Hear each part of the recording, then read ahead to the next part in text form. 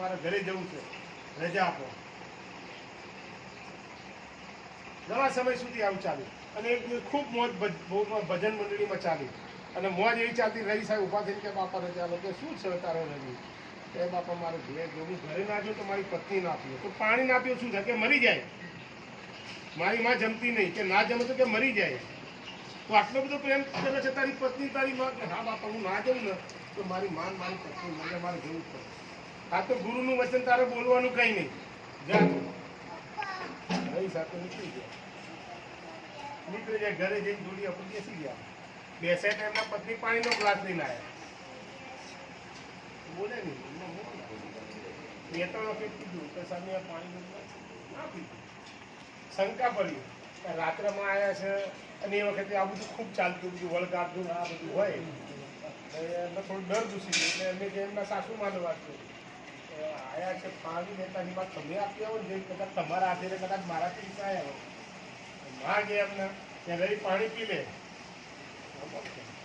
મારે કંઈ જોયું વળગ્યું લાગે છે આને.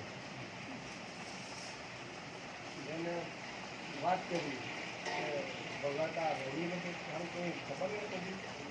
હવે પાણી આપી ના દીધું, હું આપું છું લેતો નથી તો તમે આપો, કદાચ તમારાથી મારી જાય દીકરો જ તમારો. તમને આપણે રહી પાણી લઈ લે વેચાર વખત કંઈ થયું છે, કંઈ તકલીફ થઈ ગઈ, બોલતો નથી. ગુરુનો આદેશ હતો ને કે બોલવાનું કંઈ નહીં. મૂંઝાઈ ગયા.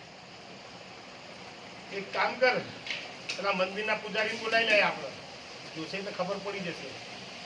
પૂજારી આવે કે રવિને કઈ રોજ રાતે આ ભગત વાળ બાપાના ભજનમાં જાય. રાતે 1-2 વાગે રોજ આવે છે. કે રાણા એને કઈ જોર વળગાડવું. આ વાત સાચી છે, વળગાડ બોલતું છે. કોણ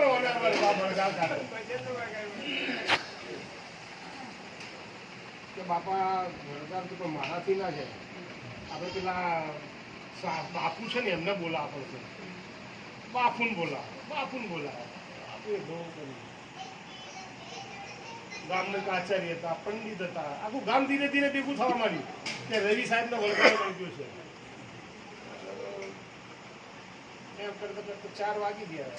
ત્યાં ભજનની ખોળ પૂરી થઈ એટલે ભાણ સાહેબે તો આવવાનું જ હતું રવિ સાહેબની જોડે. ત્યાં આવ્યા તો આમ જુઓ તો હા તો એમ જોયા જ કરે બધા. બાપાને માનાથી તો આવું ના જોવે ને, દીકરો ના બોલે એટલે ભાણ બાપા તમે તો મારા છોકરાને જોવાનું જોયું. આવે તો આનું પાણી પીતો ને એના કઈ વળગાડ રોજ આવા બધું વળગાડ કાઢો આવો તમે. આ સાચીમાં વળગાડ તો વળગું છે અને જાય એવું નથી. વળગાડ વળગ્યો છે. ના ગમે તે કરે મારો છોકરો મરી જાય તો હું એમાં હું વાંધો છું. એક વખત તો મરવાનું જ છે ને આપણે. ના બાપા ના મરી જવું ના ચાલે. કઈ વાંધો નહીં, વળગાડ કાઢી દઈએ. આપણે છોકરા જીવતો રાખવો છે ને, કે હા મારે જીવતો જ રાખવો પડે. છોકરાને થોડું મારી નાખવાનો. કે દૂધનો ગ્લાસ લાવો તો પાણીની દૂધનો ગ્લાસ ભગત બાપા એમ રવિ સાહેબનો મંત્રી એમના પત્ની ના લીધે આ દૂધ પી જાઓ. કે કેમ? કે આપણે રવિને તો જીવતો રાખવાનો, કે આ જીવતો રાખવાનો. કે હું ના મરી જાઉં, કે આમાં શું વાંધો છે? રવિ જીવતો રાખવા તો મારે મરવું પડે. કારણ કે મારે જ્યારે રવિ આવે કે હું પાણી ના પીવું, તો પાણી લીધે હું તમને દૂધ આપું છું. કે મારી પત્ની મરી જાય તો આ પીવો, હું તો ના પીવું.